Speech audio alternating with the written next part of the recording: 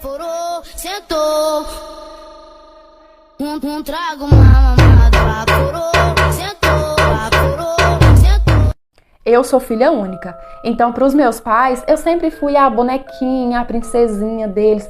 A minha mãe a vida inteira me cuidou com tanto carinho, com tanta delicadeza. Tudo que eu queria, a minha mãe dava um jeito de correr atrás, de conquistar, de me proporcionar aquilo. Ela falava assim que tudo na vida que ela não teve condições de ter, ela queria me dar, sabe? Só que festa de 15 anos nunca foi um sonho pra mim, pelo contrário, quando eu fiquei mocinha, que eu ouvi as minhas amigas dizer assim, ai, eu tô louca pra completar 15 anos logo, pra eu ter a minha tão sonhada festa, pra eu ter aquele vestido de princesa, eu ficava tipo assim, ai, que bobeira, gente, festa, nada a ver. Só que quando eu fiz 13 anos, a minha mãe começou a me contar um sonho que era dela. Ela disse assim que na época que ela completou, né, os 15 anos dela, ela e os pais eram muito pobres e não tinha condições de fazer festa. E ela disse que era o sonho da vida dela desde que ela tinha uns 10 anos.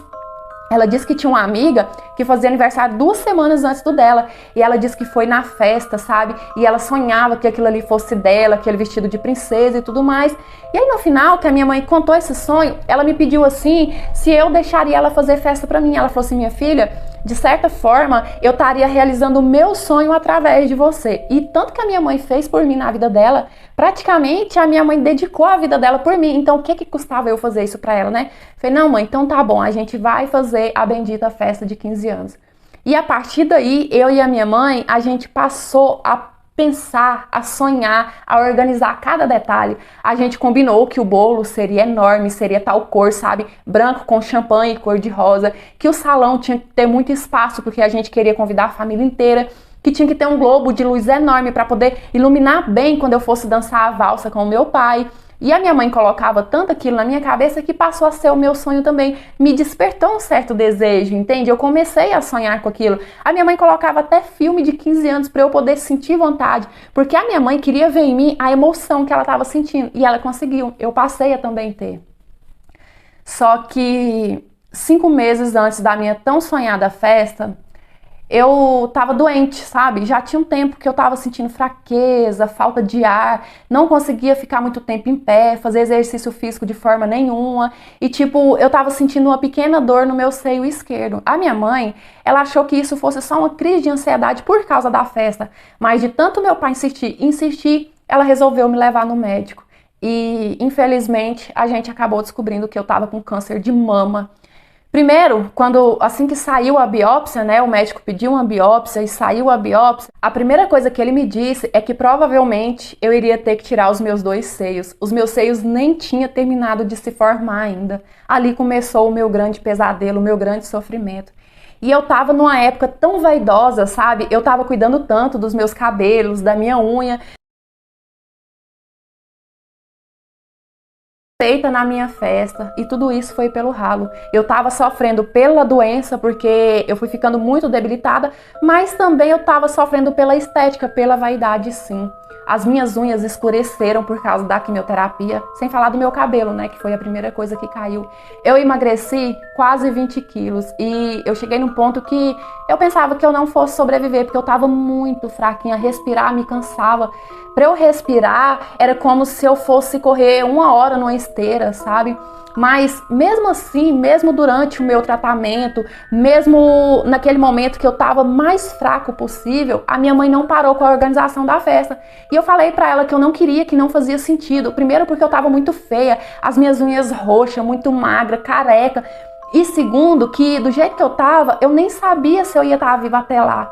Mas a minha mãe falou assim que não ia desistir da festa, porque pra ela isso significava outra coisa. Na cabeça da minha mãe, se ela desistisse da minha festa, era como se ela estivesse assumindo que eu não ia estar viva até lá. E ela disse que pensar nisso doía demais, porque eu era a bonequinha dela, a princesinha, ela só tinha eu de filha. Ela disse assim que não aceitava eu desistir da minha vida e que ela não aceitava Deus me tirar dela, Deus me levar, sabe? Ela pedia a Deus. A minha mãe sempre teve muita fé. Não é que ela quis afrontar a Deus, não. Então ela falava assim, filha, eu vou continuar com a preparação da sua festa, você vai estar bem e vai estar viva até lá, eu não vou entregar. E daí, você faz a sua parte, você luta contra essa doença também. E assim foi. A minha mãe continuou com a organização da festa e eu fiquei tentando, sabe, mesmo fraquinha, lutar contra aquela doença. Enfim, chegou o grande dia.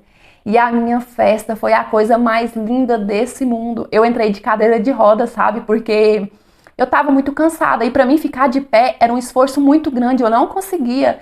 Mas mesmo assim não deixou de ser mágico. Eu entrei com o vestido de princesa que a minha mãe queria. A minha mãe colocou a tiarinha na minha carequinha, sabe? E mesmo assim ficou muito bonito. E quando eu entrei naquele salão que eu vi todos os meus amigos, toda a minha família ali, sabe, me dando forças e fazendo homenagem para mim e me mostrando o quanto eu era amada e o quanto eles iriam sentir a minha falta se eu partisse, aquilo me deu uma força tão grande que no mesmo momento que eu vi, eu pensei a Deus assim, eu não posso partir, meu Deus, ainda não é a minha hora, eu não quero, eu quero viver. O meu melhor amigo, ele me carregou no colo para eu poder dançar a valsa com ele. Foi tudo muito mágico. Só quem viveu sabe o quanto foi mágico. E a minha mãe tinha razão. Aquelas pessoas demonstrando amor por mim, sabe? Aquelas pessoas cheias de vida, cheias de alegria, me deu forças para lutar. A partir daquele momento, a partir do dia da festa, eu tive mais força